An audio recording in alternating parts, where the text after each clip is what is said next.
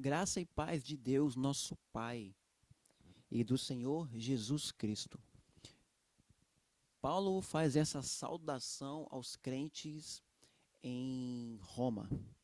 E por falar em Roma, Romanos 1, versículo 18. Porque do céu se manifesta a ira de Deus sobre toda impiedade e injustiça dos homens, que detêm a verdade em injustiça. Certa vez, em um trabalho no passado, não me recordo muito bem quando foi isso, eu acho que eu era de menor ainda, ou estava chegando à fase adulta, perto. Uma pessoa no meu trabalho me disse: Gabriel, o Deus que você prega não é o mesmo Deus que eu conheço, porque o Deus que eu conheço é um Deus de amor, e o seu Deus é um Deus punitivo. O seu Deus é um Deus mau. Por que que acontece essa compreensão? Porque os atributos de Deus são divinos. E por serem divinos e por serem de Deus, nós não conseguimos compreendê-los totalmente, empiricamente. Nós sabemos que Deus é amor, por exemplo, mas ainda não temos a resposta. Por que que ele enviou o seu filho para morrer por nós? Porque ele amou. Sim, mas por que ele amou? Nós não merecemos ser amados por ele. Tá aí uma pergunta que nunca vai ser respondida. Por que que ele escolheu nos amar? Então, o amor em sua totalidade é impossível a sua compreensão. Então, os seres humanos tendem a entender o amor, mas separado da justiça, porque um atributo de Deus também é a justiça. Então, elas não conseguem conciliar o amor e a justiça em uma mesma pessoa, porque nos baseamos em nós mesmos, nos seres humanos. Porque se eu amo, se eu demonstro amor pelas pessoas, em algum momento a minha justiça é falha. E se eu sou uma pessoa justa, em algum momento o meu amor é falho. Então nós tentamos compreender a Deus a partir da compreensão humana. Então é por isso que nós vamos falar que Deus é amor. E grande parte disso tem a ver com pregações inofensivas, que apenas pregam: Jesus te ama, Jesus te ama, Jesus tem um plano na sua vida. Pregações inofensivas que não trazem o pecador, não esclarecem o pecador sobre o estado que eles estão. Pregações inofensivas que afagam o ego, e a pessoa sabe que Jesus ama ela, mas ela não sabe o caminho para chegar a Jesus. Pregações inofensivas. Vamos fazer um evangelismo e as pessoas: Jesus te ama. Certa vez um pastor chamado Marcos Granconato, ele disse que foi visitar uma igreja e estava tendo um trabalho de evangelismo nessa igreja. E as pessoas dessa igreja estavam indo na praia e escrevendo placas: você quer um abraço? Perguntando às pessoas. E colocando um monte de menina bonita com essa placa na praia. É lógico, ficou uma fila imensa, todo mundo querendo um abraço. Esse era o evangelismo daquela igreja. Né? Você quer um abraço? Mensagem inofensiva. Mensagens inofensivas. Ele também diz que a igreja estava distribuindo saquinhos de lixo para colocar no carro, né? Protegendo a natureza, um evangelismo. Vamos evangelizar e vamos proteger a natureza. Olha, gente, não joga papel no chão. Isso não é evangelismo. Não devemos jogar papel no chão, como ele diz muito bem. A Bíblia não fala isso, mas é, é, é, é, Deus criou os céus e a terra e temos que cuidar de tudo, dos animais, porque Deus criou. Mas olha que evangelismo que afaga o ego, né? Não prega o estado que a pessoa está e que ela precisa se arrepender. Apenas diz, não importa a sua religião, importa que você acredita em Deus. Eu respeito outras religiões, mas eu prego a Bíblia.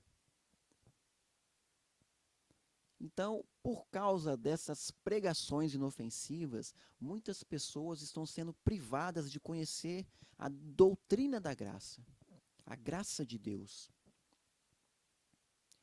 E quando se fala em ira, as pessoas não conseguem conciliar ira de Deus com o amor de Deus. Porque do céu se manifesta a ira de Deus. O Antigo Testamento é repleto de demonstrações da ira de Deus. Eu não vou dizer que o Antigo Testamento ele tem a ira de Deus, porque em nenhum momento nenhum ser humano conheceu totalmente a ira de Deus. Nem no Antigo Testamento e nem no Novo. A maior expressão da ira de Deus é o inferno. Como você pode conhecer a ira de Deus? Indo para o inferno. Creio que você não queira ir para lá. Lá é a ira de Deus. Plena, eterna, dolorosa. Lá é a manifestação da ira de Deus. No Antigo Testamento, Deus se ira com seu povo, quando o povo adora outros deuses, se prostra diante de imagens de bezerros, imagens de madeira. O profeta Isaías, Deus fala ao profeta Isaías, o meu povo vai lá na floresta e pega madeira e coloca prego nela para ela parar em pé e se ajoelha diante dela. Deus se ira com essas coisas. E nós temos entendido de que a ira de Deus não se manifesta. Pelo contrário, ela tem um começo. A paciência de Deus ela tem um começo e ela tem um fim. Embora ela não seja tão pequena como a nossa. A paciência de Deus às vezes parece ser infinita. O perdão de Deus é infinito, mas a paciência dele não é infinita. Até o último momento da sua vida, você tem a possibilidade de se arrepender. Mas a paciência de Deus tem limites. O Antigo Testamento nos mostra isso. No Novo Testamento, nós temos a paciência de Deus chegando ao seu limite com Ananias e Safira. No Antigo Testamento, nós temos o povo que se revolta contra Deus o tempo todo e Deus avisa. Ou veja, perceba, a paciência de Deus, ela tem um limite, mas Deus sempre avisa que a paciência está se esgotando. Deus traçou uma linha chamada lei. E é para a gente andar nessa linha. Quando começamos a sair dessa linha, o que acontece? A ira de Deus vem se manifestando. Deus, com sua paciência, vem enchendo, né? A expressão que nós temos por aqui. É claro que não conseguimos cumprir toda a lei, como a Bíblia deixa bem claro, por isso que Cristo cumpriu a lei. Porque nós não somos capazes de cumprir toda a lei, não seríamos capazes. Mas Cristo cumpriu toda a lei por nós. E se agora você é de Cristo, ou se você se interessa por Cristo e quer entregar a sua vida a Ele, a lei está em seu coração. A lei passa a estar em seu coração. Então, mais do que nunca, você vai cumprir a lei. Não a lei em suas cerimônias, mas amar a Deus acima de todas as coisas e amar ao próximo. A ira de Deus, ela se manifesta no inferno, como eu tenho dito. E por que Paulo escreve isso aos romanos? Porque aqui ele vai desenrolar pecados. Aqui ele vai começar a desenrolar por que se manifesta a ira de Deus. Por causa da depravação, por causa do que o homem se inflama com outros homens, se relaciona sexualmente com outros homens. As mulheres se relacionam com outras mulheres sexualmente. As pessoas idolatram seres à imagem de homens, seres criados por fábricas, criados por mãos, criados por artesãos. É por isso que a ira de Deus, Paulo diz sobre a ira de Deus, que se manifesta. Porque os seres humanos olham para a natureza e dizem: temos uma explicação para isso, que não é Deus. Quem criou isso foi uma explosão. Porque olhamos para o ser humano e nós afirmamos: viemos do macaco. Trocam a glória de Deus pela sabedoria humana. E Paulo diz em Romanos, ali no capítulo 1 ainda, que ainda se dizem sábios, mas na verdade estão loucos. Trocaram a verdade de Deus por sua própria sabedoria, pelos deuses, pelas práticas mundanas. Porque do céu se manifesta a ira de Deus. Deus é amor, mas é justiça, e a sua justiça é reta. E se você não conhecer a ira de Deus nessa vida, você conhecerá a ira de Deus quando você morrer.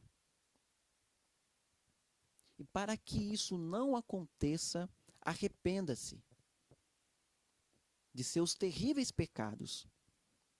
Olhe para você, a sua condição de pecador. Você não precisa cometer muitos crimes. Você não precisa assassinar muitas pessoas para ser visto como um pecador por Deus. A Bíblia diz que você já nasce no pecado. Eu já nasço no pecado. Eu já sou um produto do pecado. Um pregador certa vez disse: nós não precisamos de ninguém para nos ensinar a pecar. Apenas deixa uma criança nascer e deixa ela viver como ela bem entender. Não ensina ela que tem que dividir as coisas com o coleguinha. Não ensina ela que não pode bater nos coleguinhas na escola. Deixa ela aprendendo sozinha com a vida. Vai virar um monstro. Precisamos ser ensinados. É por isso que Deus nos ensina. Eu sou Deus. Olhem para mim, adorem somente a mim, vivam para mim, vivam como eu quero, não como vocês querem. Não precisa você se tornar um assassino para se ver pecador por Deus. Para Deus te ver como pecador. Você é um pecador. Embora você tenha uma vida pacata, você é um pecador.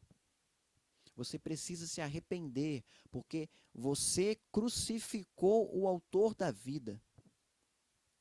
Você e eu matamos o autor da vida. E precisamos nos arrepender. Você não estava lá quando Cristo foi crucificado, mas ele já estava pensando em você. A morte de Cristo teve um efeito retroativo, porque ela buscou todo mundo do Antigo Testamento, dos tempos antigos, e teve um efeito futuro, porque ela foi lá no futuro.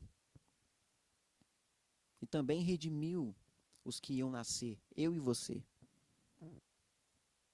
Então você não estava lá, mas hoje você só está aqui porque ele morreu na cruz. Porque a ira de Deus estava mirada para a terra. O canhão de Deus estava mirado para o ser humano. Estava numa contagem regressiva, porque a ira de Deus estava subindo. E Jesus Cristo recebeu toda essa ira. E Jesus Cristo se desprende do Pai na cruz. A maior dor que ele poderia sentir. A dor da cruz é uma dor terrível. E junta-se isso com a dor da separação de Deus, porque Deus não aceita o pecado. E como Cristo estava cheio de pecados naquele momento, dos nossos pecados, não dele, mas dos nossos pecados, Deus se separa dele, porque Deus rejeita o pecado. E a ira de Deus está apontada para você. Estava apontada para mim. Mas eu conhecia Cristo. Na verdade, ele me conheceu. E hoje eu não temo mais a ira de Deus. E hoje eu sou um salvo por Cristo Jesus. E eu quero te convidar a se arrepender de seus pecados. A mudar a sua visão de mundo, a sua cosmovisão. A olhar para a natureza. Não somente dizer, eu sei que Deus criou a natureza. Isso não vai te salvar. Mas é entregar sua vida a Cristo. O autor e o consumador da nossa fé. É Ele, depois que você aceitar Ele, é que vai te abastecer com fé. É através da palavra dele que ele vai te guiar. É através da palavra dele que você vai mudar por dentro. E as pessoas não vão entender e você vai ser como um vento, né? Que ninguém sabe de onde vem para onde vai. As pessoas não vão entender como que ele mudou. Olha a fala dele. Olha como ele reage às situações. Isso somente com Cristo. E somente pelo poder do Espírito Santo. E para você ter o Espírito Santo, é preciso se arrepender de seus pecados e ser batizados e você vai ser batizado por Cristo. E assim você vai ter o Espírito Santo. E você vai ter condições de mudar. Andando com Cristo. Que a paz do nosso Deus, que a graça e a paz do nosso Deus, nosso Pai e do Senhor Jesus Cristo seja convosco.